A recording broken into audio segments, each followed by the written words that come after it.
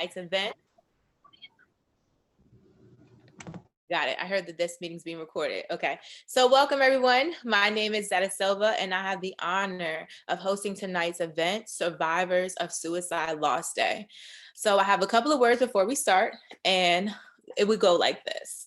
The topic of suicide is fragile and it takes a lot of courage to speak on this matter. But the fact that you're still here shows that it's for a reason. And with that, there's always hope for tomorrow. And I want to put an emphasis on that there's always hope for tomorrow, okay? Next, we're going to hear from Lene Dillard. Lene Dillard is the wonderful lady that has provided us this space here today, this safe space, and has put together this a wonderful event with wonderful people. So, Lene Dillard, we're going to hear from you.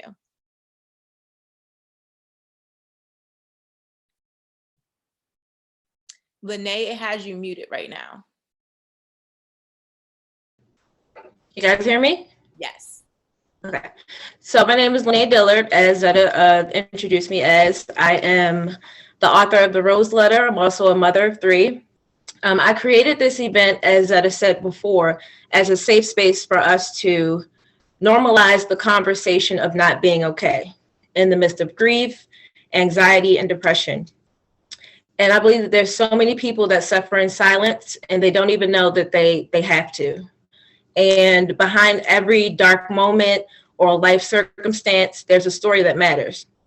And I want to tap into those stories today and those experiences to help inspire someone else to begin their mental health journey. In 2019, I actually lost my grandmother and I was in a really dark space. I had to go to therapy, and there I was able to rebuild how to manage my anxiety and how to function, as a mother and, within my career. So I definitely became a mental health advocate just from therapy and learning so many things about being vulnerable and being present. I was able to develop this passion to advocate for mental health and to encourage people to share their stories so that they can inspire another person. So I thank you all for joining and tuning in today and taking the time out to be a part of this amazing and very powerful message. So thank you. And thank you for that. Next, we're gonna hear from our wonderful panelists, and we're going to have them tell us their title and one thing that they would like the audience to take away from this presentation. So first is going to be Jessica Roshan. Okay, good evening, everyone. My name is Jessica Roshan, and I'm a bereavement counselor or grief counselor with Bridging Life Hospice. We're formerly known as Carroll Hospice. We recently changed our name, but I'm happy to be here and to help you gain new resources and just know that you matter. Your life is important, and it takes courage to ask for help, but there's help out there. Thank you. And now we're going to hear from Justin Goods. Hello, everybody. My name is Justin Goods. I am currently, I guess you could say I'm currently an entrepreneur. I am a former firefighter, police officer, real estate agent, home inspector. I do lots of things. I also have bipolar disorder, PTSD, anxiety, a couple other things. So also suffer from suicidal ideation. So what I hope people get from my message is just kind of a better understanding of what people go through. I would be considered high functioning, as they like to classify it in a clinical setting. So I'd like to I hope people get from it how high functioning people present, but can still be suffering on the inside. So that's me. Thank you, Justin. Next, we'll hear from Kelly Davis.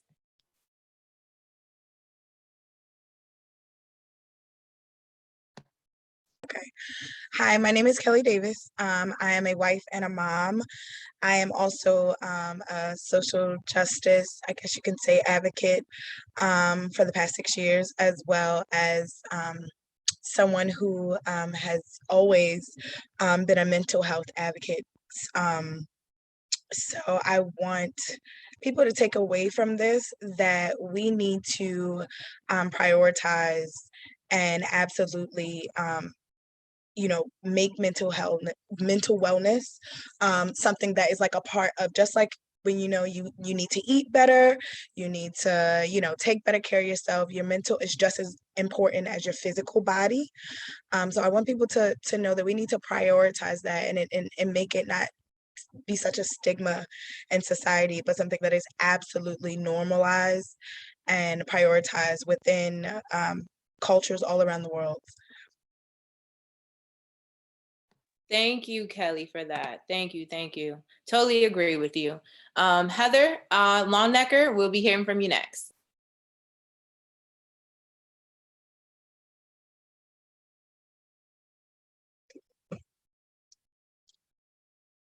And Heather Longnecker. All right, so we'll wait for Heather to pop back in, but Cheryl Schuster, we'll go with you. Thank you. It's an honor to be here this evening. I wanted to go ahead and let you know that I am a Reiki master. I also teach Reiki, which is energy work. And the way that Reiki works is utilizing the energy within and being able to find that quiet, peaceful, loving place within. I've been doing Reiki for about 8 years, and I've been teaching Reiki. And there are so many aspects of this particular type of healing. It is a collaborative effort between the energy that you have in your body and the energy that flows through in the universal energy. So I do believe, and I've seen a lot of positive results from a daily practice of Reiki or receiving Reiki on a consistent basis. Thank you. Thank you, Cheryl. We're excited to hear and learn all about that. All right, so Heather Longnecker, we can have you introduce yourself. And I think that you were on mute, so that's why we couldn't hear you. So were we able to work that out? Heather? Okay, so we'll wait for Heather to get situated, but we will go with Queen Safa. Queen Safa? Hello, everyone. I hope you can hear me okay. I'm so excited to be a part of this call today. So I am a life coach, and my life coaching practice is specifically aimed around helping people connect with themselves spiritually, align their chakras. If you are suffering from anxiety, I really like to utilize meditation and positive affirmations to help people love themselves better and realize that they are worth it, are worth being here. As Justin Goods had stated, suicidal ideations is something that I also struggle with. And so even when my life is going perfect, it's something that still pops in my head. So it's definitely been a journey to be able to help people overcome this and be able to relate to them. Because a lot of times you go to a therapist or something like that, and sometimes they want to help you, but they don't always have the right things to say. But sometimes a life coach can really, really relate and help you come up with a plan to feel better about yourself, about your life, and have goals to aim towards. Nice, nice, nice. Thank you for that. We're truly excited. Next, we have Heather Longnecker. Is it working this time? It is working. All right. Sorry, for some reason it kept trying to attach to a different speaker system. But yes, I'm Heather, and this is my daughter, Maddie Longenecker. And I am a mother and also the wife of a state trooper. I am a Illinois affiliate for National Police Wives, and Maddie is an attempt survivor. So we pretty much hope that what people take from it is that, it's a stigma. Mental health it needs to be talked about. It needs to be addressed. And then what things can people look for? Things that I missed with Maddie and that my husband missed, even though she and I are always attached at the hip, we still miss things. So just what, other people can take from that and things to look for and how to help others. Thank you for that. And yes, Madison Longnecker will be joining us as well, which is right alongside her mother. So we will be excited for that. So let's start with these questions. And before we start with these questions, let's not forget this. We want to take a moment of silence for the beautiful souls that we have lost to suicide. So we're going to take a 15-second moment of silence. So let's please do that. And I thank you for this moment. So we'll start with that right now.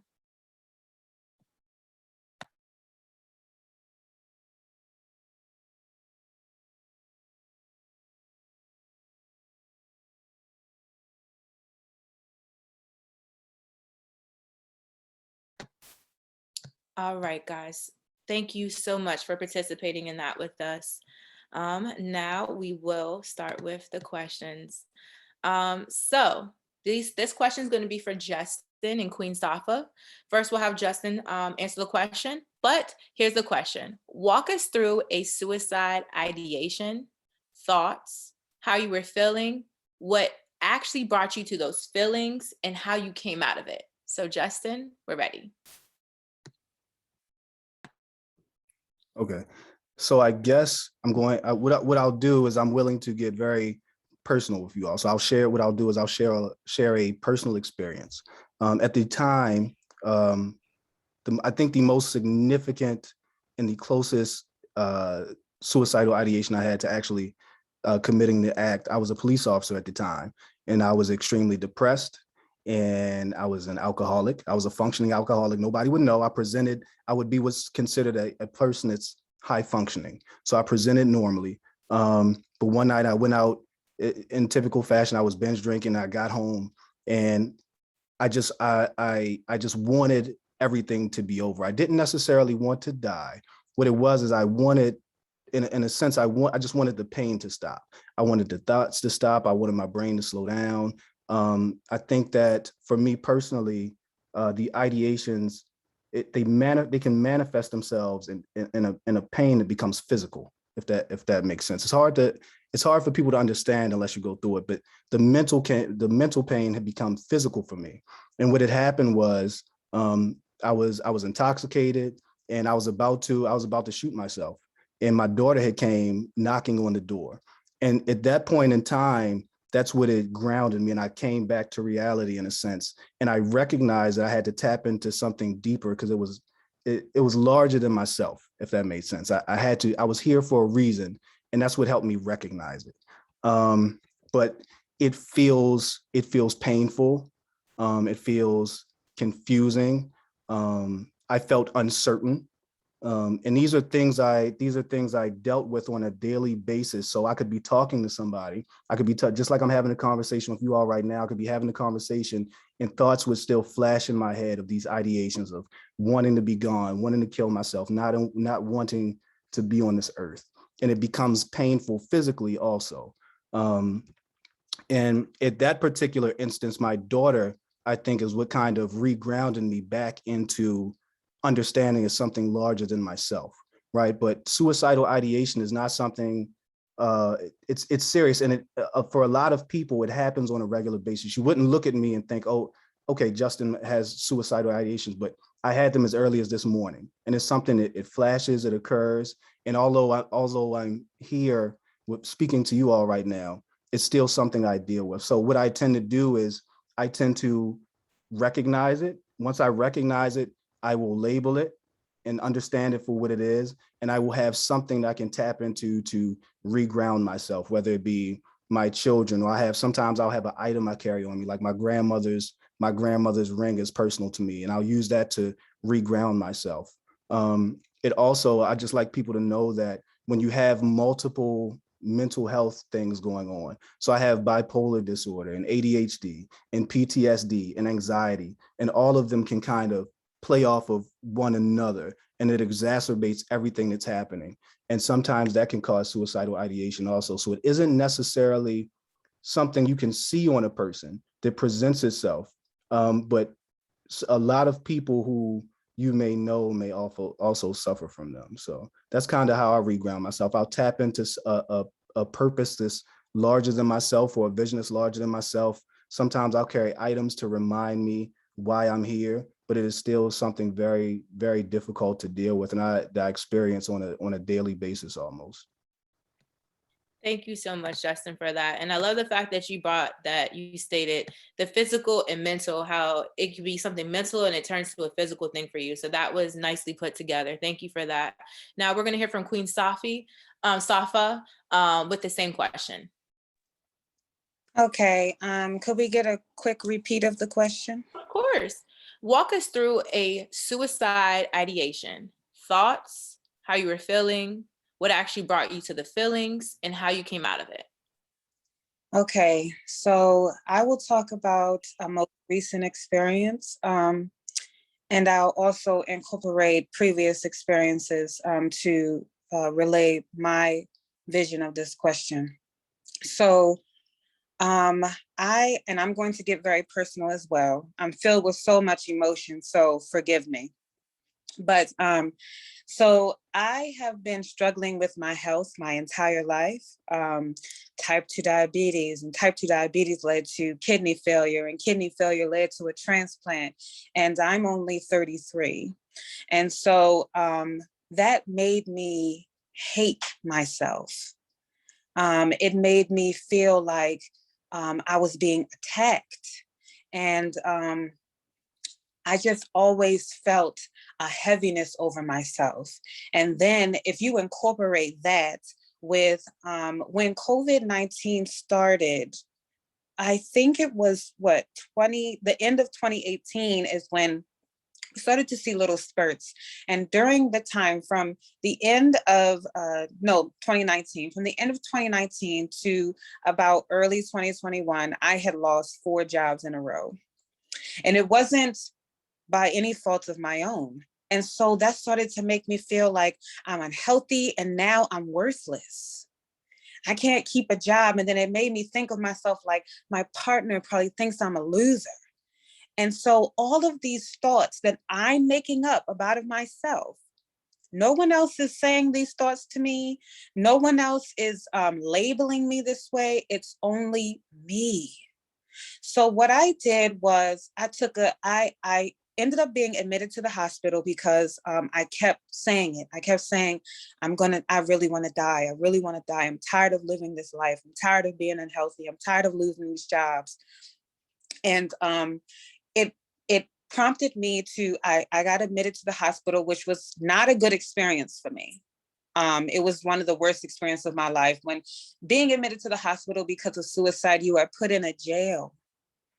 And it doesn't, the jail doesn't have bars, but it's just a room. And if you have all these thoughts in your head and no one's in there to talk to you for hours, the thoughts grow.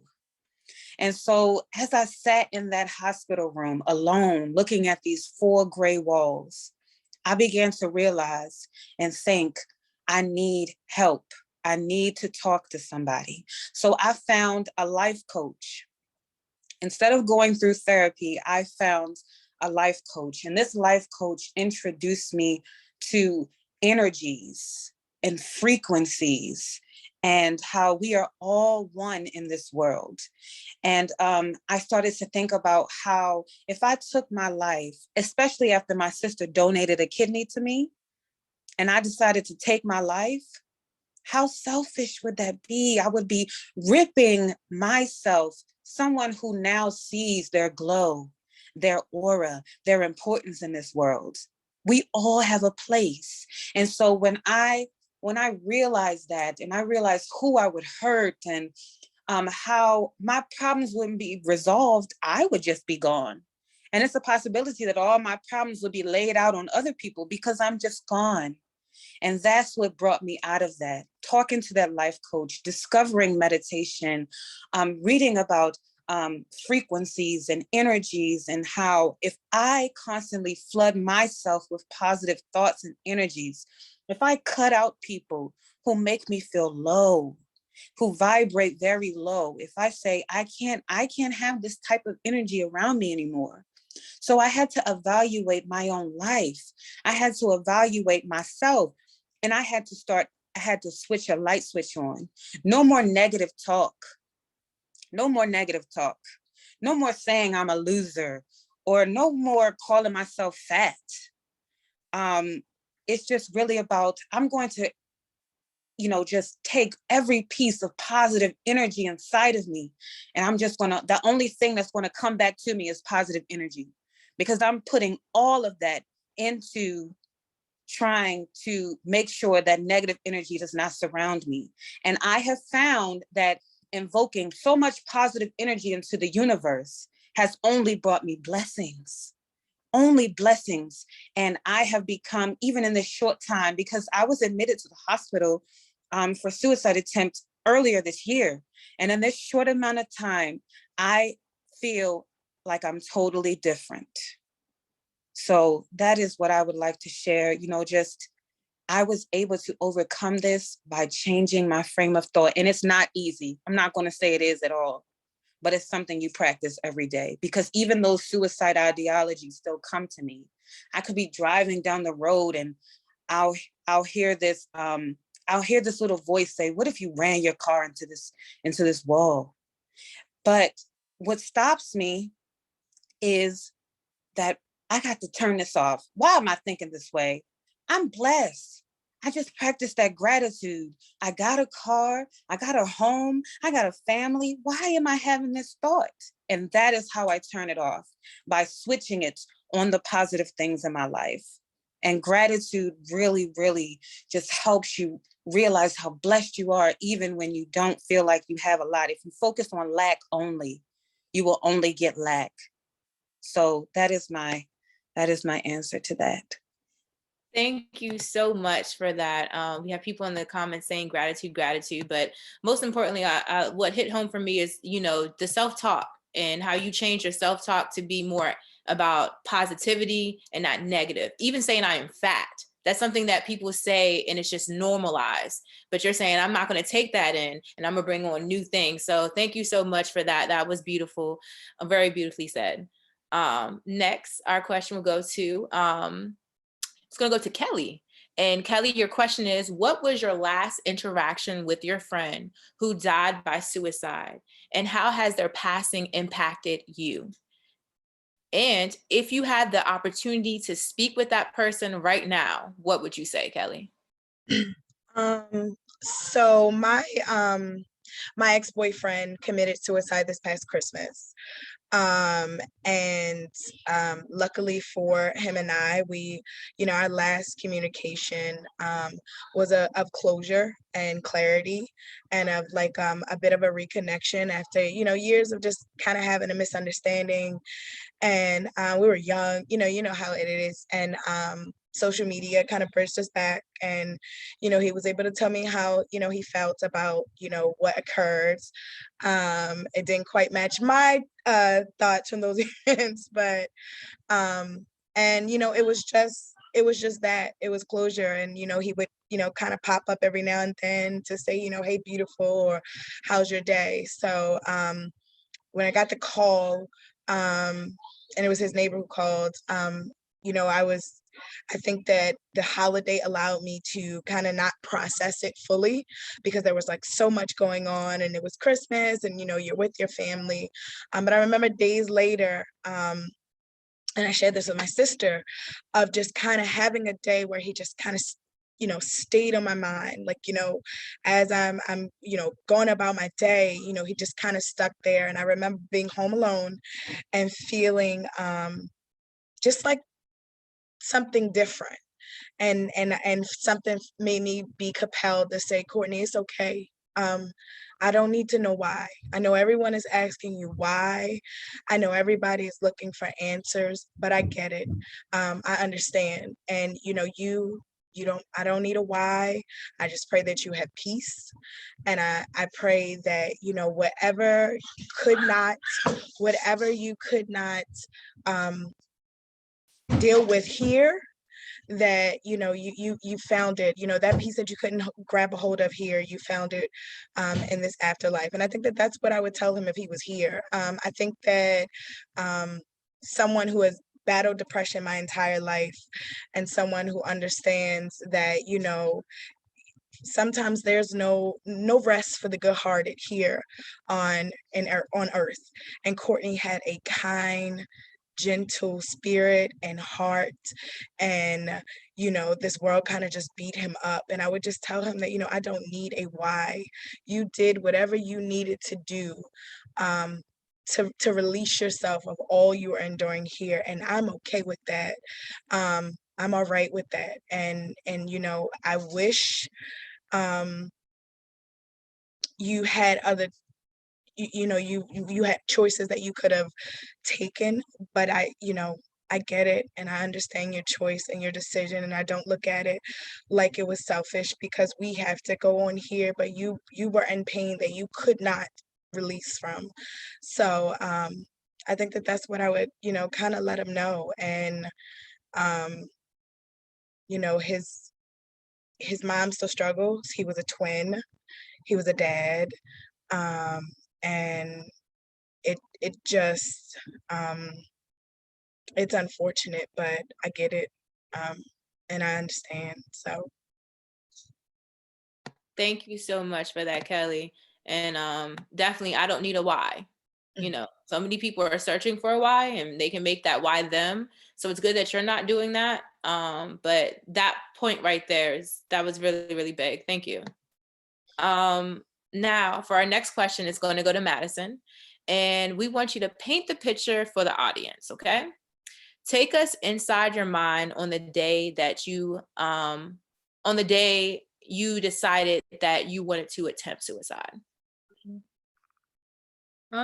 Okay, so it was, I will say, a hard, bearing day. I was definitely feeling numb. I had been figuring out my plan when it came to my suicide attempt for almost 2 weeks because I was being heavily bullied because of my father's profession and just about people how they look at me on the outside, honestly. I was very anxious, and I remember walking home, and it was maybe February, and it was just cold outside, cold enough. It was January. Yeah, January. It was cold enough for the canal behind our house to freeze over. And I was having thoughts of jumping in because my hopes were that the ice would freeze back over me and I wouldn't be found. But I am here today because my parents decided to take me somewhere safe and give me the hope that I can get through it. And here I am now, and I still look back on it heavily. I think about if I did go through with it, how would that affect my family, my friends, people at school, my life? Like I still have so much to go for. I want to go to college one day. I want to help people. I go to therapy every Tuesday, and I still even talk about it this day. And it's a huge impact in my life. A huge impact in my family's life, of course. But I was definitely showing signs of depression, and I was having very bad PTSD flashbacks. And I was isolating. I was cutting people off and not letting them inside. So I will say that if I could go back, I would definitely be open and use more communication. He was self-harming too, and we did not realize that. Yeah. Thank you for that, Madison. We have people in the comments. Maddie, your MPWA family loves you. You're brave for sharing this, which we all do feel that. But I love that you said that you have a lot more to live for. And we're glad that you decided that that's what your choice was going to be, to live and help others. So that's very inspiring, Maddie. Our next question is going to go to Heather. And what types of feelings did you experience as a parent knowing your child was dealing with suicidal thoughts? I had a lot of failure. I felt like I failed as a parent. She and I are connected at the hip. We're peas in a pod. We look just alike. She's only 4 inches taller than me, but otherwise we're just alike. So the fact that she was right here with me, and my husband and I missed it. A lot of guilt, a lot of sadness, feeling very inadequate. Like, how do we handle this? Who do we turn to? Who can we talk to that isn't going to shun us? And just confused. And then also, as strange as it sounds, extremely thankful that she didn't complete. We got a lot of pushback when she was in 3 different acute facilities and then was in a residential facility for 8 months in another state. And that's where I met Craig. He's Yeah, actually down there. He's actually watching. He was one of the first people for her there, but we got a lot of pushback from everyone. So I didn't know how to feel. Do I feel guilty about having to send her somewhere? But it got to the point where she kept attempting and kept hurting herself and kept talking about and having those ideations and, thinking of all the ways that she could possibly get away with it or ways to hurt herself that weren't quite to completion. But everybody bullied us about it at that point. Why are you sending your child away? Why don't you love your child enough? You just need to spank her more. Okay, well, she's 15, so that's not going to happen. But you just need to punish her more. You need to take this away. You need to do that. We did everything we could. So that was a lot of guilty feeling, and especially once she was gone. At that time, my husband's also in the Army. He was deployed. And he deployed partway through some of this. So when I was here by myself, I had a lot of time to think and reflect on, am I doing the right thing for my kid? And, obviously we did, because she's still here, and we would have done whatever it took. But yeah, just feeling like a failure as a parent. Thank you so much for that, Heather. I love, it's crazy how you said that. I mean, Madison felt bullied and then eventually you felt bullied. And that's very coincidental. But the fact of you did every step that you could take, and you saying that it really helped her. So it shows that this is like doing everything you can do, and sending off and having someone go to a different state and actually getting the help they need is nothing wrong with that. So you definitely made the right choice, because look at you guys now. You guys are able to talk about this and uplift. So you guys should really be like very happy about that. That's really, really awesome, you guys. Our next question is going to go to Queen Safa and Madison. So what seems to be the most effective method to start the healing process after attempting suicide? And we're going to go with Queen Safa first, okay? Okay, from a personal standpoint, the most effective method after attempted suicide is definitely talking to someone, because when you have all these thoughts in your head and you're not able to rationalize them, you need someone to help you think through them. Journaling is also very important. Write what's in your head, because when you see it out, you start to be able to understand, why am I thinking this way? And then you're able to then start to come up with a plan to stop feeling that way, in a sense. The feelings sometimes may start to dissipate and come back, or they'll completely disappear, but you want to always, no matter if you're at the peak of your life, the highest point of happiness, self-reflection, journaling, meditation, talking to someone helps you to realize that you aren't alone, first of all. Someone outside of you can help you to have a frame of mind where you start to feel like your life is worth living, because your life should not be worth living because your circumstances are the best. Whether you're poor, rich, whether you're Black, white, whether you are in IT or you work at McDonald's, your life should not be, your happiness cannot be based around your external circumstances. And so we have to start digging deeper, trying to find happiness within us. One of the things that I would like to share, and that I've heard, is that heaven is not a place you go when you die. It's a place you find internally. So while you're here, hell on earth, we've all heard about that.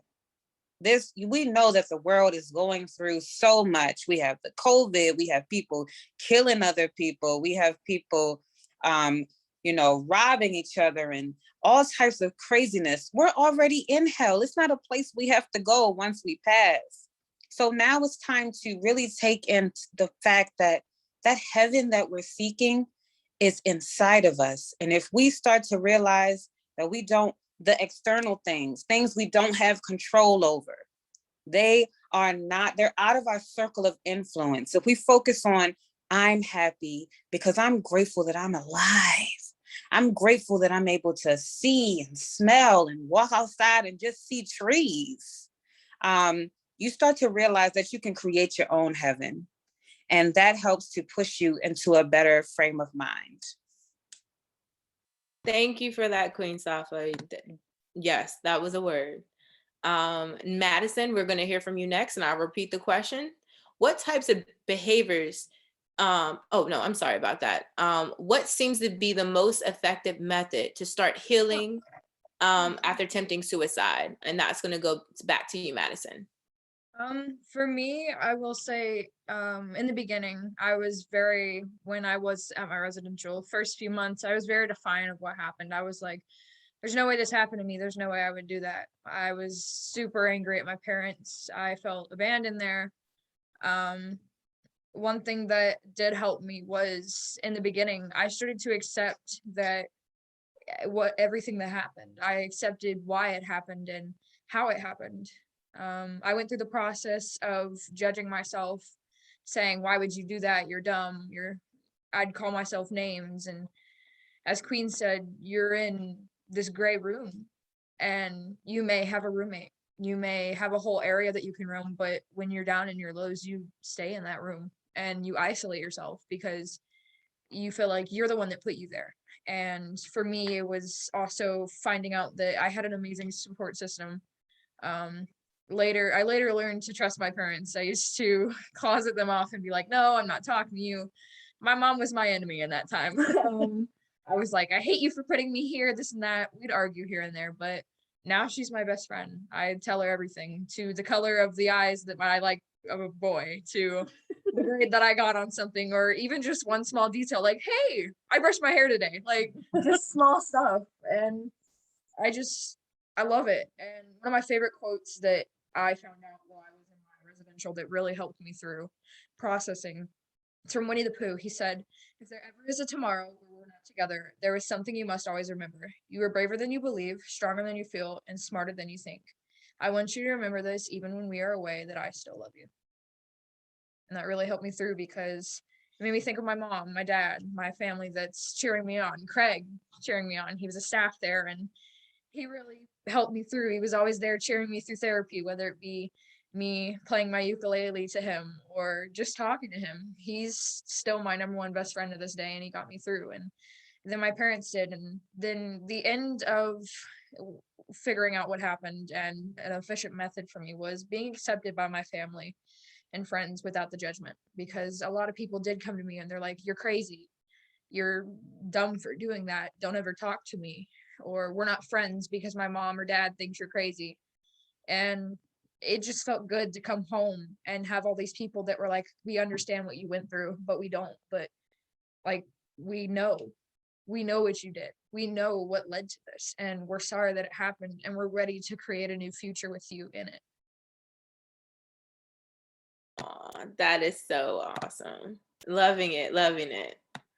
Thank you for that. Thank you. And our question is about to go back to you two again, Heather and Madison. So what types of behaviors do you feel are missed by parents, friends, and family and peers? So again, what type of behaviors do you feel are missed by your parents, friends, family, and peers? And we can go with Heather first. We kind of made a list together when we were thinking about the questions. Okay, so we can do it collectively if you like. Yeah, so a lot of it was in our case, not knowing that she was self-harming. She loves wearing hoodies. She lives in hoodies year round. It could be 100 degrees outside, she's got on a hoodie. So we didn't always see the marks that were way up high or on the tops of her legs in places that, at 15 years old, you're not going to be checking for on your kid. They have their moments where they need to change and be alone. It's not like when they're little bitty. Things like that, extreme ups and downs. And, no offense to teenagers, but teenagers are hormonal. And so they have a lot of extreme ups and downs, but just the pinnacle of that. And you can see that a lot of times in adults too. Those major emotional swings, the withdrawal, the way she spoke about herself, It went from the typical, oh, I think I'm fat, to I just don't know that I should be here. And, you have to kind of balance that with, okay, are we being a hormonal teenager? Because a lot of teenagers act like this, or is this really how she feels? Her self-expression through her art and her music choices. She's very artistic. She sings, she plays music, she draws, she paints. The things that she was drawing were people that were unhappy. Issues at school, grade changes. She was a straight A honor student. She was not any longer. We thought maybe she was struggling because the courses were getting harder. And in turn, it was because of some of the bullying that was going on. The way that she speaks to other kids, the way she was speaking to us had changed dramatically. The dark humor, in some cases, you'll notice we did not have this with her, but, drug, tobacco, or alcohol use that was out of character from that person, because obviously with adults, they can do those things. And in some states, even drugs are legal, but it's the seeing, like Justin said, the functioning alcoholic, the functioning, people that can pass it off. There were so many days she looked just like this. She looked happy and bubbly, and we never would have known. It was not out of her character, but it was those moments that we see a glimpse of it, and we thought, something's not right. Not interested in normal activities. What kinds of things did you notice? I definitely noticed for me, it was more self-harm frequently. Um, I wouldn't eat, and I still don't to this day sometimes. I am bulimic. I definitely purge a lot. I was anorexic at some point, and it was hard. People telling me every day, oh, you should eat a sandwich. You're really skinny. You look like a stick. And it's like, I do eat, but then I make it all come up in the end. It's how I look at my body. We had no idea she was doing that. None. Her Um, appetite seemed normal. I will say it was also my social media influence. I would post something and a lot of people would come back and say the same thing about my body, or they'd go, "You're ugly." And I'd be like, "I can't change it." And they're like, "Well, you need to." Or people would just bully me for the heck of it. And A lot of the bullying due to my husband's employment, as well, was in there. it's definitely, I'd say, the lack of interest. And then you just lose interest at some point.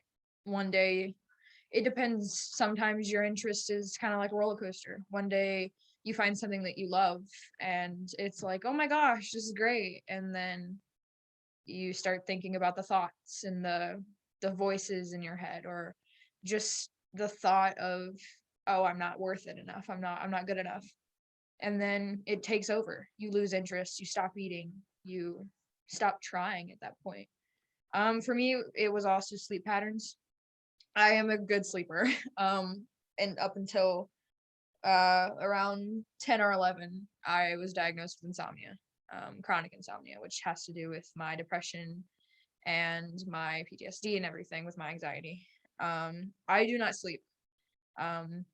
I was, and I still don't to this day, there were times with my sleep pattern where I would just sleep and make myself sleep.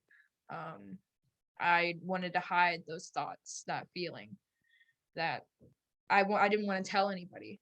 I didn't want to confront the feelings and be like, hey, stop while you can, help yourself. Instead, I was just shoving it down deeper into the waters. And that's what led me to suicide. And yeah. It's hard because there's so many different things, like, Justin was saying, it manifests in so many different ways, and every person's different, but the biggest thing is noticing a change in that person. Most teenagers, all they want to do is sleep. And her room's above ours, we can hear her when she's moving around, and she'd be up all hours of the night, and she doesn't have a TV up there, she doesn't have electronics or anything up there, but we would just hear her. We just noticed changes, and sometimes they were very slow changes, and then all of a sudden it was very dramatic. Right when we realized what was going on, then it was very obvious. We've missed these things. She had tells about her. She would tell us all these amazing things, very high functioning, like Justin said. It would be very, oh, my day was amazing and I love life and everything's great. And what she was doing is she was trying to talk herself out of doing what she wanted to do.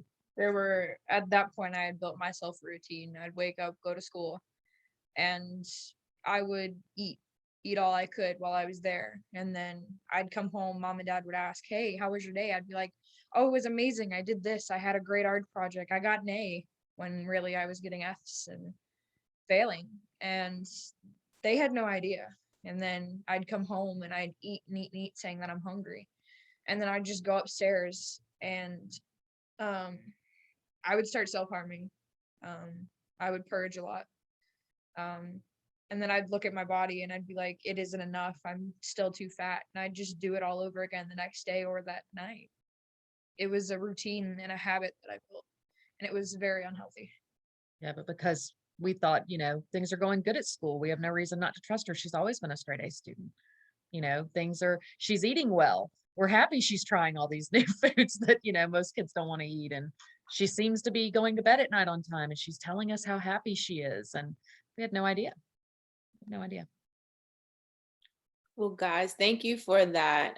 Definitely seeing the small changes, and but someone says you are freaking beautiful. Okay, so take that compliment in. I feel the same way, and I'm pretty sure everybody else over here feels it. So we're gonna you are beautiful, like seriously, all through and through. Okay. And then someone else said we would love to wanted to share high frequency music that can help you sleep if you struggle with sleep. And that's something I listen to. I wouldn't say high frequency. I'm going to try that. I'm gonna take that tip for myself, but I listen to rain or something, and it helps me ease myself. So that could be something that you potentially use. Okay. Yeah, I usually turn on my fan or my little humidifier in the corner of my room, and I doze off a little bit to a white noise. It's kind of drains out like like all the thoughts that come in, whether it's the bad thoughts or the good thoughts. It's just like, I want to sleep. Can I go to sleep now? Yes. Love it, guys. Guided meditation. Oh, yes. And meditation. Yes. And then before we want to get this comment in, Maddie, you're a hero and the most beautiful girl. And I'm gonna put it in the world. So we're gonna add that in there as well. Okay. Next, we're gonna go with Justin. And Justin, we're gonna have you talk about what resources that have yet to be developed do you feel would help a young adult feel more comfortable sharing their depression or common anxieties with someone? All right. So again, the neurodivergence in me, my mind is like all over the place, especially here in Madison Talk. Like you're a soldier. You're loved and you're appreciated. Seriously, I can relate to that struggle. So I just want to say shout out to you.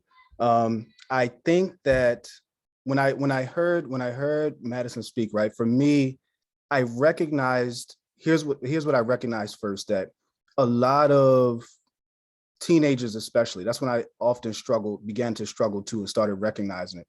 We don't feel like we have safe places to communicate and feel relatable, and for people to really sit down and understand us. And there aren't really, mental health is becoming a thing, right? We're starting to understand it more, yet still it's very taboo. So we have to create safe spaces for people to be able to talk about their suicidal ideations without immediately somebody wanting to throw them somewhere. You have to be able to speak about these things without people thinking you're crazy or it's something wrong with you, like you have control over it or something. So I think that's one resource we need, is safe places, whether that be created by your friends or your family members, because a lot of times we present normally, especially if you don't know us. It takes somebody very close to us and very intimate to pick up on those little things. That's one thing. Okay. I was talking to my therapist recently, and I also find that I remember my first suicidal ideations. I was very young. I was probably like 10 or 11 or 12, maybe my son's age now. And I remember I remember the entire mental health process wasn't a very pleasant thing. I started giving my stuff away, and my teacher was like, something isn't quite right, because Justin's smart and he's bright, but his grades are falling. He's not doing right. And I started giving stuff away because I recognized I didn't really want to be here. And what I found is that even sometimes in not all therapist offices are created equal. So even in therapy at times, I still did not have a safe place. So what I found is this: having conversations with people and dealing with people, the mental health process is designed by neurotypical people, right? But it's for people who are neurodivergent. And our brains are constantly racing. We constantly struggle with intrusive thoughts and suicidal ideations and things like this. So what we need developed is a process to make it easier for us to actually get the help we need. Yeah, I'll get in. I think the bonus question is when I'm going to get into this story. But the main thing I would say is we need to develop safe places for people to communicate their thought process, if that makes sense. Because a lot of times it's nothing wrong with this, but we feel isolated, we feel numb, we don't want to be a burden. And it's like the easiest way is to eliminate ourselves from the equation. And just by creating that safe space is how you do it. I've talked to recently, because I recognize now I'm able to pick up on more things and recognize more things. And when you create a safe space, people feel comfortable speaking with you. I've talked to a lot of police officers and firefighters recently who present normally, who are high functioning, which is a term I do not like, by the way. I do not like that term. It's a very dangerous term to put on somebody, but who present normally and who are high functioning, but still struggle with suicidal ideation and alcoholism. And quite frankly, they don't want to be here. But what happens is when you create that safe space for them to communicate these thoughts, and they have somebody that is willing to listen and understand them, and they can kind of get that out, and they feel loved and appreciated, they're more willing to seek the help they need and go to therapy and seek different resources. Quite frankly, a lot of how I got to where I am now was a lot of self-help, and I had to figure it out on my own. So we have to create safe spaces for people, whatever that looks like, and we have to determine what that looks like. And it may be different for everybody, but you have to create a safe space for people to be their authentic selves and communicate that thought process with one another. I think that's the main thing, especially young adults. Like as a teenager, it's like, well, people gonna think I'm crazy if I tell them I have suicidal ideation. You know what I mean? Who wants to talk about that as a teenager? I kept that in until my late 20s. I'm 33, until I was probably about 30 years old. And it ate me alive. Seriously, the stress and everything ate me alive, and it actually exacerbates it. So yeah, I think that's the main thing, especially young adults, is to take that power back, and you can create safe spaces for one another also. Parents have to kind of understand, like, you can't, if your child expresses this to you, listen to them, let them know they're loved and appreciated and valued. Don't try to make them feel like it's something wrong with them. And I like Heather's response too, like, she felt like a fit. I can see it now as a parent also, from a teenager experiencing it to a parent. Now it's come like it's done a 360 for me. I've seen kind of like all aspects. It's like, oh, so yeah, the parents have to create a safe space, especially for their teenagers, to communicate this with them, especially with all the stress in the world and everything. It's a safe space. That's what we need to develop. Safe spaces. Yes, I love that. And someone else agrees with you and says the safe place is definitely what we need.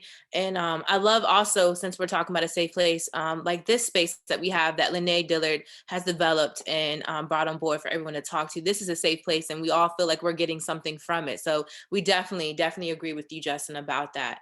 Next, we're going to go with Jessica and give the audience an idea on the phases of grief and how important it is to recognize what phase you are currently experiencing. And that's for Jessica. Okay, thank you.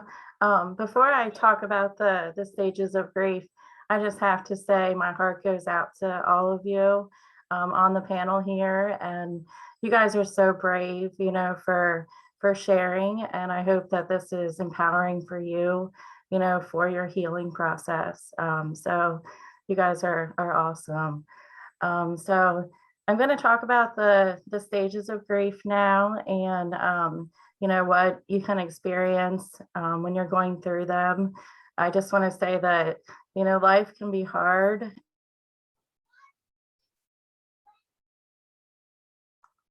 Okay, can you hear me?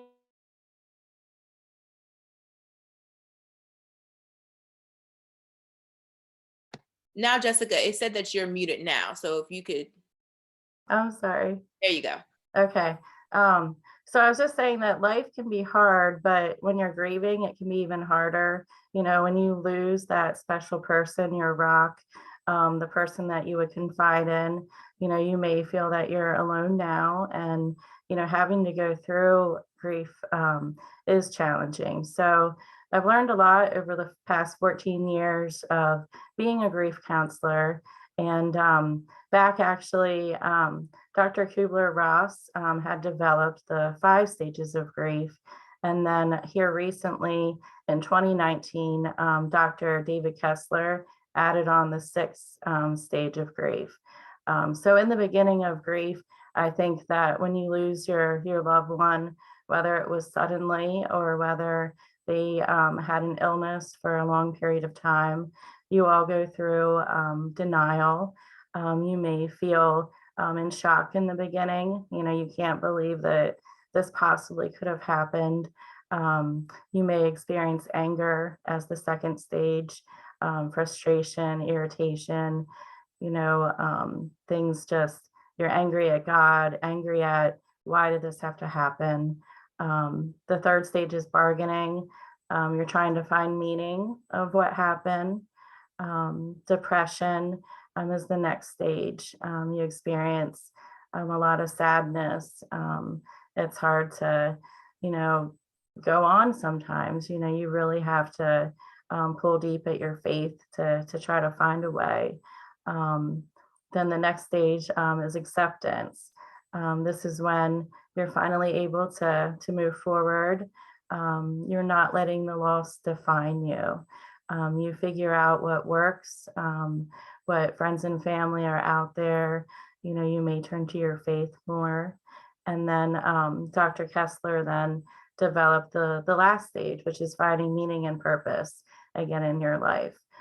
So again, you're not letting this grief define you. You're, you know, you're reflecting on all the positivity, the blessings that you still have in life. So with all these stages, you know, you may not go through, experience all of them. You may not experience the anger. You know, you may experience more of the depression. Everybody is so unique and so different. But somehow we are all resilient and we find a way, you know, to bounce back. I think we are forever changed by grief, but, you know, we learn what helps along the journey. And the intensity of it usually is in the first year of grief. And, you know, there's counselors out there to help, you know, if you need that support. And we're happy that we can offer free counseling through Bridging Life. I wanted to add to that, you know, sometimes whether the grief has passed and it's been a couple of years, it can resurface again, you know, with holidays, with birthdays, the day that the person died. When that day comes around again, you know, you may relive some of the moments. So it's important to get all these emotions and all these things out of your system by talking it out, writing it out, screaming it out, whatever you got to do. But we do learn that grief is the price that we pay for love, and that ultimately our loved ones would want us to go on and live our lives. So again, life can be hard and grief can be one of the hardest things that we go through. But please know that it's important to seek help, and lots of times we can't do it on our own. So, you know, tap into those resources. They're out there and your life is important. And, you know, we're here to walk that journey and help you through grief. Thank you. Thank you. All right, and Jessica, we have another question for you, and that will be, what is the success rate of grief support groups? What type of feedback do you get from them, both positive and negative? So we run various support groups, and I would say, they're for 50% of people out there. Some of us are, more into sharing and, wanting to be around others, and some of us, are more quiet and, can benefit more from the individual support. We oftentimes will say, you're the one that has to make the choice, to go to the group. You have to want to yourself. So lots of times, we'll hear that our family and friends, really want us to try the group, but we're not really into it. So, you won't get as much out of it unless you're really into it. But I would say that there's been a lot of success rates. I've heard people say, they've saved my life just meeting someone else who's gone through a similar experience and learning that you're not alone, that there's help, out there. You can become friends, meet new friends. I think that overall that they are very helpful. I think it's important to go to a specific group. So say, unfortunately, God forbid, your child has passed away, attending a group that is specific to child loss, will be most beneficial. Or if your spouse passed away, the same thing, attending a spousal loss group. There's groups out there that are open-ended, like the 6 that we run through our hospice, where you can come monthly to them. You can drop in. Doesn't matter if it's been 5 years, 10 years, you can come to the group and get the support. And then there's also groups out there that are close-ended, where they may be 8 weeks long and there's a structure to them. And then, attending them, they may be more educational. So it depends on what you might like. But I think it's important that the main thing is that you feel that you're not alone in the group. You learn new coping skills, you make new friends. You just, you find that safe place that you have with one another. So that's kind of like the positive end of it. The other end is that, you know, if you're going to the group and you feel more sad after leaving it, that's not a good thing. I know that we all have big hearts, and sometimes we may, we come in with our loss and then we worry about all the other 8 people that were there at the group too. So you're taking in, too much pain. So, that wouldn't be a good thing. The ultimate is that you leave the group and you feel good and that you feel supported with your grief. Let me see if there's anything else. So I think overall they're awesome, and I think that they've helped so many people, and I'm blessed that we're able to offer groups through our hospice. And the great thing is that hospices all over do offer grief groups, and they're free, and as well as our counseling is free. So I think that that's important, that there's help out there and it's free. And please know that your life is important and you matter. Thank you so much for that, Jessica. And I didn't know that hospice offers that free grief. So that's definitely a great tip, as well as I like that, just, everything that you stated, and making sure that you find that group that works for you. Like, be specific about that, because some people may jump in one and be like, this is not for me, but did you go to one specifically for you so that you could feel that love and get that information needed? So that was definitely a great tip as well. So thank you. Next, we'll have Kelly. Kelly, please explain how therapy contributes to your mental wellness. What advice would you give someone who's considering therapy? And Kelly, we just need you to unmute yourself. I think that therapy plays a big role in your mental wellness, simply because you sometimes you need that outside person, that person that is completely neutral.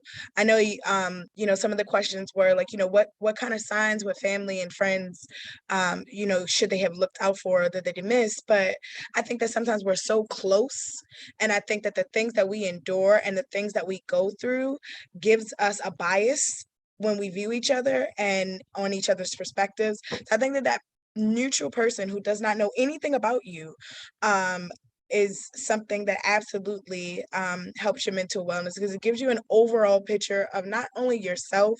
I know when my experiences with therapy, I love my therapist. A total picture, not with just yourself, but even your environment and your family and the people around you. And there's absolutely, they don't have a dog in the fight. So and you're often, believe it or not, able to listen a little bit more, because you don't feel like it's biased. Because I know, when it's somebody else telling me something and I'm like, oh well, you're just saying this because of this, and here's someone who has absolutely nothing. So I think that's important. And I think the advice that I have for someone who is thinking about going to therapy: go. It is something that should be just as normal as going to get your yearly checkup. We need therapy for a number of reasons. We need therapy for the people who refuse to go to therapy. So I think that it's something that you guys just do it. It is no different than going to the dentist or going to your primary care doctor. And I think that that's something that we need to normalize and continue to kind of, not, I don't want to use the word push, but, just kind of continue to, let people know that this is something that you need to do just to be whole. It should be just as routine as your annual checkup. Thank you for that, Kelly. Yes, normalize it to the point it is a checkup point for yourself. We need to mentally check in with ourselves. So that is definitely a great point. All right. So Cheryl, you were next, and we want you to give us some insight on what Reiki Master is and how it benefits your mental state. Well, Reiki Master is a level that I've attained through classes and certifications and that sort of thing. And I also teach Reiki. So Queen Safet and Justin both have talked about energy and vibration, and that's a big part of what Reiki does. It works with the energy in the individual. So for me, when I have someone on a table and I'm connecting with universal energy, nothing is coming from me personally. It's all the flow of this love energy that comes through to the individual. Reiki energy, it's a connection, a mutual opening of the life force energy that's just all around us. And I provide that Reiki because I become a conduit. The energy, as I said, the energy flows through me. And the energy actually goes to the energy centers that Queen also talked about, the chakras. And when the chakras are blocked, then that's a lot of times when we feel illness. What the mind thinks, the body follows.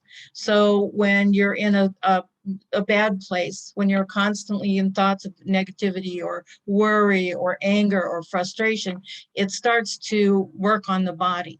So Reiki helps open that up. And I also do a meditation before I give somebody Reiki so they can open themselves up to receiving that energy and be in that quiet place. I also know that sometimes when you've got the guerrilla convention going on, it's very difficult to find that quiet, peaceful spot to be able to open up to that healing, whether it's Reiki or just your own self, trying to calm down and try to get the clarity and try to get the mind to go a little bit quiet. There are tricks that you can use to try to distract the focus so that you can create a practice that really works for the individual. And just wanted to let you all know too that if you're near Westminster, there's a Tuesday night Reiki share that we provide for community members for $5. If you want to come and try Reiki once or twice a month, you'd be welcome. Thank you so much for that. Yes, I love it, love it. And Justin said in the comments, what the mind thinks, the body follows, like just what you just stated. He said that's a whole word, and yes, that is a word. So thank you, Cheryl, for that. Now, bonus question. This is for all of our panelists and whoever wanted to answer. So, what steps have you taken for your mental wellness to deal with feelings of grief, anxiety, and/or depression? Who would like to take a, okay, so let's go. We'll have you first, Madison. So a lot of counseling, a lot of journaling. For me, it was learning to be open with communication and being able to recognize these thoughts and say, hey, it's okay to take a step back and breathe for a moment and process this. You don't always have to be on the go thinking, block it out, block it out. You can take a moment and sit there and think, hey, that's, I know it's dark, but not all of them are. Some of them, you may have a wall up in your brain, and that's okay sometimes. There are times though that you need to let that wall down and trust yourself, trust your mind, trust your heart. Like Justin said, what your mind thinks, your body follows, and that is the absolute honest truth. Because if I was thinking, the day that I was thinking I was going to commit suicide, my mind thought it, my body followed, and I just think that processing it all does really help get through that, and finding a way to get it out there saying, hey, I need help with this. It's okay to ask for help. It's okay to say, I'm not okay. It's okay to not be okay. That's what I had to learn, especially. Being not okay is not, oh, you're crazy, something's wrong, everybody's going to judge you. No, it's really okay to not be okay. Well, and realizing that I don't know of anybody on this planet that's 100% okay. There's no such thing as normal. There's no such thing as okay. We all have our own battles and our own demons, and some people's may be smaller than others, but we all have it. It's nothing to be ashamed of. Um, you know, talking in counseling, us partnering with her counselors, us partnering with her long-term care for this, and understanding that if she needs medication, it's fine. Right. We got a lot of pushback for that too. Don't medicate your kids. Don't do this. Well, if she needs an anti-anxiety to be able to function, then that's what we're going to do. She's in the process of getting a service dog right now. If that dog keeps her and is trained in ways to prevent her anxiety and physically trained in ways to stop her if she tries to physically harm, why wouldn't we do that? There's nothing wrong with getting the help you need. And, we had to really tone everybody out. Right. And I personally believe that nobody's perfect. At some point, you're going to fall. You're going to stumble. You're going to make mistakes. That's how we learn. We're not, it's called an accident. It's not called a purpose because you didn't purposely do it. You didn't mean to fall. You didn't mean to mess up. It's okay to mess up. It's okay to not be okay. It's mental health is, everybody makes it out to be such a horrible thing. Oh, people are gonna die. It's just because they're crazy. It's really not. People have stuff going on that you may not know about. Somebody's family member could have just died. Their dog maybe died. They're probably self-harming and you don't even know about it. You need to act. Like, when I say you need to ask, I wouldn't walk up and be like, hey, are you hurting yourself? Like, that's one way that person, it has happened to me. I'd be like, hey, are you okay? And tell them, I'm here for you.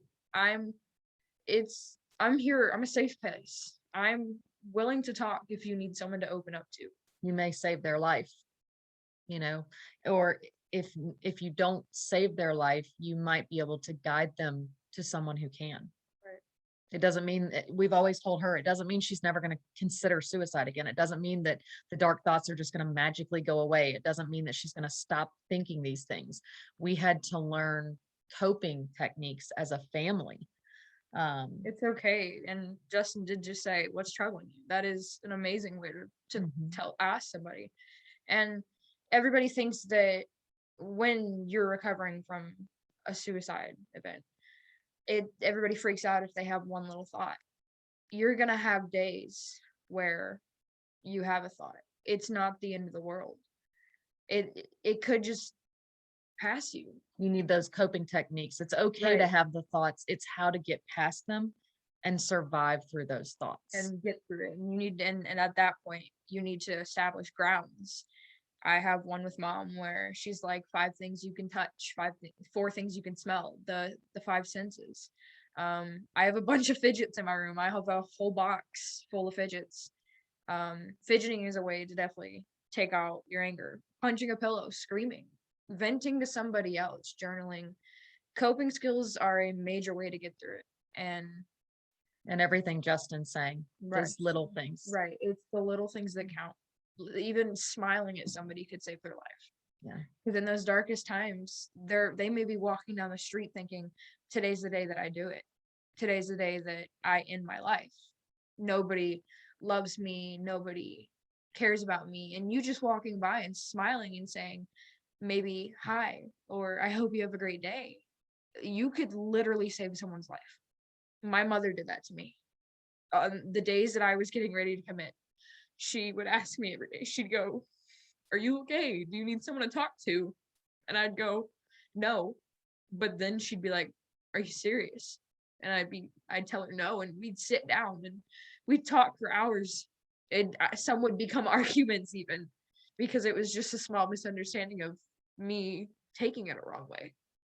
You could save someone's life just by smiling.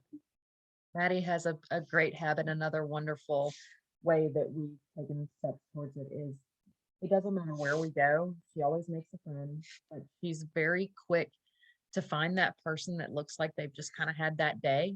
And she always says things to them like, I you see look people in so Walmart. pretty today. And she's genuine about it. It's not like she just picks somebody out and tells them they look pretty. She's genuine. She'll I look see a at total people, stranger. I go, like, people, I look at everybody. I say, I love your hair. Your outfit looks amazing. I love your confidence.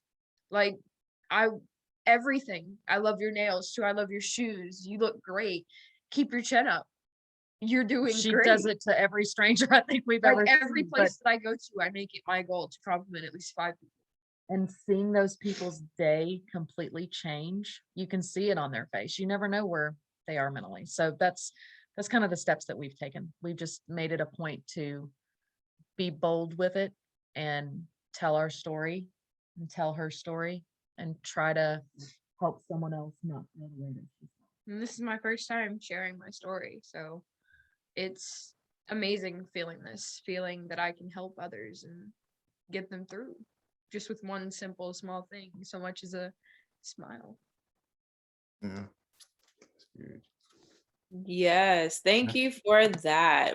I love the tag team. Like, you guys both can see you guys are healing through this, and you guys are finding these different methods when you guys are like this and this and this. So yes, and like you said, smiling is one of the big things that we took from that. And I think each and every person that is listening to this, if they really think about when they go to a place, like you said, compliment 5 people each day. It's not gonna hurt you. It ain't. Smiling is free. Just do it. You know what I'm saying? So I do like that, Maddie. That's really, really great. Now we can take one more person to answer the question. To like literally 2 minutes. So Justin, go ahead, and then we'll have Cheryl with our meditation. So our Reiki master. So yes, Justin. I just wanted to kind of piggyback off some things to give you what it's like for an experience with somebody that's struggling with their mental health and suicidal ideations and that's about to commit, right? And it's going to be a very quick story, but typically speaking, right, as a police officer, what we do, I want you all to think about this to kind of bring it full circle, to understand how much of a struggle it is for people incurring mental health issues. I was a cop and I would think about killing myself every single day before I came to work. I did not want to be here at all whatsoever, period. Right. And I constantly responded to calls with people that are having mental health struggles who are suicidal, right? And who are having suicidal ideations. Here's the thing. Our protocol says if somebody says they want to hurt themselves, we're supposed to put them in handcuffs and take them to the hospital. Think about this. Handcuff them, take them to the hospital for them to be shoved in a room and people to ask them a bunch of questions where they have to unhash their traumas. And I promise you, I've saved more lives, right? Simply by having a conversation with those people and giving them that safe space to communicate their thoughts and telling them, I love them. Even as a cop, giving them a hug, something as simple as a hug. As a police officer, giving them a hug and telling them, I love you, you're okay. Like, you can talk to me, you're safe here. Like, I appreciate you, I value you, you're valuable. What's troubling you? The simple things, right? And I promise you that has saved more lives than I ever have. I've been a firefighter, cop running into a burning building or responding to a shooting or doing any of those things. And I just want, if people can get anything from my messages, I just want them to understand that people just want to be loved and felt heard and be understood, because it is out of all the physical pain I've experienced, my mental health struggles, as somebody that's been bipolar and has anxiety and PTSD, and most of my time is spent in depression. Those small acts of would have always helped me the most in my life. And I know for a fact that they've helped other people the most, because I've had cops and firefighters who are about to kill themselves, about to commit suicide, say, hey man, that conversation saved my life. And I just wanted to leave people with that. So that's all. Thank you for that, Justin. And thank you for being able to put that picture for us to see, like, you can do this, but giving love is literally what we all need. And listen, love is for free, so we can give, you know what I'm saying? So I'm loving it. Thank you, Justin, for that bright, loving word. Okay, so now it is very important part of mental wellness to be able to release negative energy and ingest the positive energy. Yes. So lucky for us today, we're going to be able to do that with our special guest, Cheryl Schuster. She's a certified Reiki master and teacher. And with that being said, Cheryl, please take us through this exercise. We are excited. Well, and I'm excited to give a meditation this evening. And just for future reference, there's YouTube has so many guided meditations that aren't like hours long, but maybe 10 minutes. And giving yourself that gift for those 10 minutes is very worthwhile.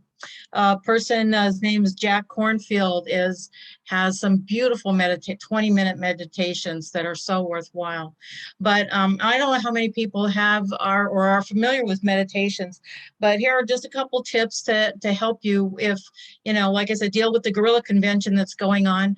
I always look at it as that we have two brains. We have the autopilot brain, which is the noise. It's the negative stuff. It's the doubt stuff. It's the telling us we're not good enough stuff. The one that's talking all the time and not giving you the right information and the good information.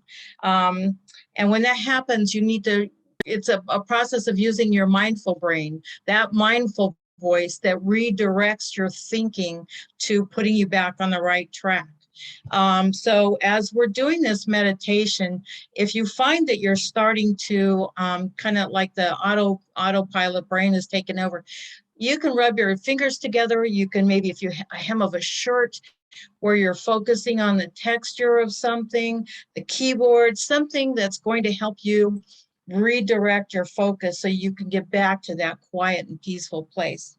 So let's go ahead and begin. Go ahead and sit still. Put your feet flat on the floor and your hands on your knees. Your palms can be up or your palms can be down. As a matter of fact, your eyes can be, just lower your gaze, or your eyes can be gently closed. And so what I'd like you to do first is bring your attention to your body. How does it feel right now? Don't dwell on that feeling, but just notice, like, okay, are you kind of a little tense? Are you a little achy from the day? Just kind of bring that in a little bit. This meditation will be calming and self-appreciation. And like I said, when the autopilot mind wants to take you away, just remember to redirect that focus. And you can redirect by listening to my voice, or like I said, something textured. So just taking a nice, long, slow, deep breath in. Just become still right where you are. Nothing is more important in this moment than the gift you give to yourself. The next breath, breathe in deeply to the count of 5. Hold the breath to the count of 3. And then slowly release the breath to the count of 6.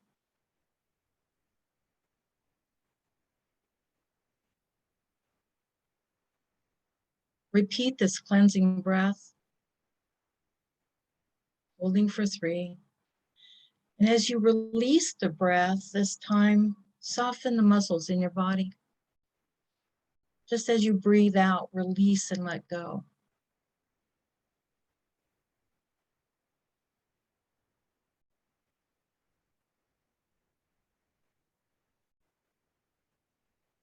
One more time, breathing in,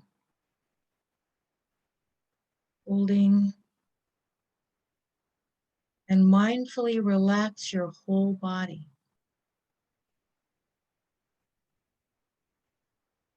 Starting from the head, just feel the muscles completely let go of any tension you might be holding on to, of any thoughts that might be trying to crowd in.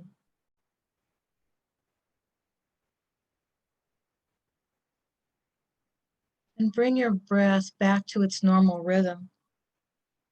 Bring your mind and body. Bring into your mind and body the word and the feeling of compassion. With each regular in-breath, allow your body to follow that feeling, compassion. The physical and emotional energy of compassion.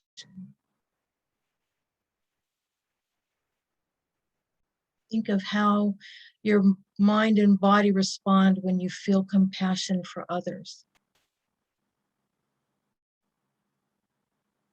Hold on to that physical and emotional compassionate feeling.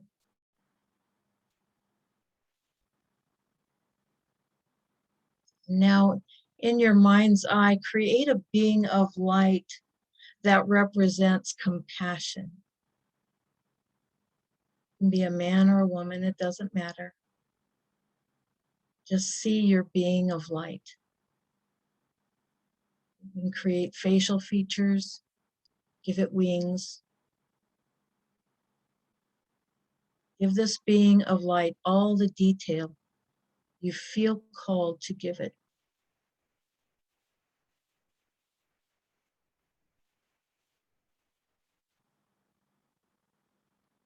In your mind's eye, your being of light stands in front of you, facing you, smiling,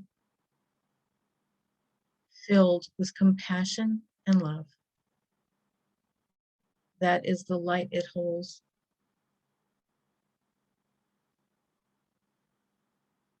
Allow your being of light to walk towards you and touch your heart. And watch as it fills you with its bright light. Fills you with all the love and compassion it holds.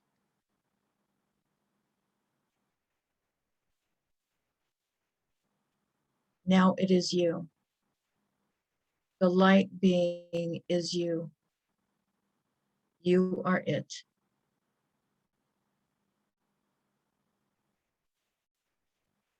Place your left hand over your heart, followed by your right hand. And in this quiet moment, allow yourself to connect with your light being, your inner self. Go deep within your heart. And to yourself say, thank you, thank you, thank you. Hear yourself say, thank you, I am stronger than I had believed. I pushed myself when I thought I couldn't. Say, thank you, I am braver than I gave myself credit for. I am still here trying. Say, thank you. Love never dies. we're never really alone. All we need to do is close our eyes and let love guide us. All we need to do is trust the little gifts we receive from our loved ones on the other side. The song, the smell, the feather, all the little gifts we receive. And at the closing of this meditation, take in a long, slow, deep breath. Breathe in gratitude, grateful for anything and everything. And with the out breath, bring kindness to your deepest self. Breathe in again and release, knowing you are loved, you are compassion, you are perfect, whole, and complete. Namaste.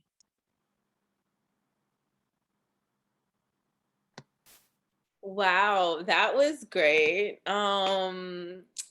If anyone probably can see, I am actually crying over here. This was great. This I was like, wow, I'm over here touched. Cheryl, I do have a question before we move forward to our closing remarks. One thing I can say, that definitely Maddie was saying before, of like complimenting people. Like, I'm very big on being open with like, you're beautiful, I love you, you're awesome, I don't have to know you at all. Same thing. It's the weirdest thing when you said it. I was like, wow, it's great that other people are doing this. But I understand how it feels to go in this world, and it's just like, it's tough. So I'm like, if I can help this other person, because I know how it feels, how life can be, I can be that person for you, right? But sometimes you don't feel like you have those persons for yourself. But as I'm doing this, I learned that I am that person. And I'm just like, Absolutely. wow. So my question to you is, I guess, why didn't that click? Like, I understood how, I guess, mean I could be towards myself. Like, oh, and another one, like Queen said, oh, you're fat, you're this, you're that. Like, making all these remarks about myself. But I know that I'm still a beautiful person. But this moment, I'm like, I can be that for me. So, like, how can you miss that, but be that for everyone else?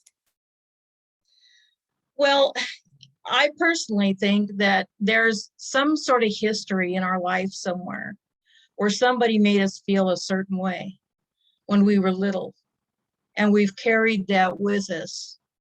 It's in there somewhere. There's a neuron in there that in our brains, that we've repeated it over and over and over again, to where now the brain, that's the only way that part of the brain can feel, because that's all we have fed it ever since we were little. And I'm not saying that we should blame our parents, because, a lot of times they're just doing the best they can do also. But I have a dear friend who is dealing with severe depression, and has told me that at some point in time she plans to do away with herself. I don't know if she still feels that way, but her life has gotten a little bit better. And she said, we were talking the other day, and she said, I still wake up feeling like I'm sorry I woke up. I really didn't want to wake up today. And my response to her was basically, wake up in gratitude. You've trained your brain to feel a certain way for the years. I mean, she's gone through electric shock and everything. She's trained herself to think a certain way about herself, how she hates herself, how she sees herself as fat, as any negative things she can think. That's what she thinks, even though it's not true. So, I think it's retraining ourselves to think differently, to appreciate ourselves. I know for myself, if I ever said anything positive about myself, I was being conceited. Well, that's nonsense. We have to start looking at ourselves as the beauty that we are, the souls that we are. If you can smile at someone who's walking towards you and just brighten their day, we have no idea the joy we've given somebody just by smiling at them or saying good morning. And that's what we have to know deep in our hearts, so that we can we can know that we are that light. We are light beings. We really are. And we just have to remember that. And we have to tell ourselves that. And we have to train our brain to see ourselves that way. Thank you for that. Retraining your brain. Because if you can train your Yep. brain to do this already, you can retrain it to do something else. Thank you so much Absolutely. for that. You're Now very we're welcome. gonna thank you. We're gonna have our closing remarks from Lene, and then after our words of affirmation from Queen Safa. So Lene Dillard, we're ready for our closing remarks from you. Okay, so I definitely just want to thank everyone for tuning in tonight for this amazing panel discussion. Maddie, I just want to say thank you so much for trusting us with your story. And I'm so proud of you. You did an amazing job. You were only 15 and you were able to share your story, give us some insight, give us some wisdom that we all needed tonight. And I appreciate all the panelists for your transparency, for letting us into your personal lives. And this safe space is something that I want to continue. It doesn't stop or end with these, international holidays that we celebrate. These are conversations that need to be had. And I feel like we need to come together as a community to make sure that they're happening. So again, I appreciate everyone for participating tonight. I hope someone was inspired to start your mental health journey. And if you want to reach out to any of the panelists, they will be leaving their contact information in the chat box. So I guess we're going to go ahead and end this event with our words of affirmation from Queen Safa. Okay, everybody. Like Lene said, thank you so much for joining. I was extremely touched by this call. That meditation also took me to tears because I've had a very stressful week and I needed that. So I really appreciate that, Cheryl. The positive affirmations, I'm going to share 3 of them. That I would like everybody that's on the call to take with them. I am limitless. If you really think about that affirmation, just really let it flood your mind. I am limitless.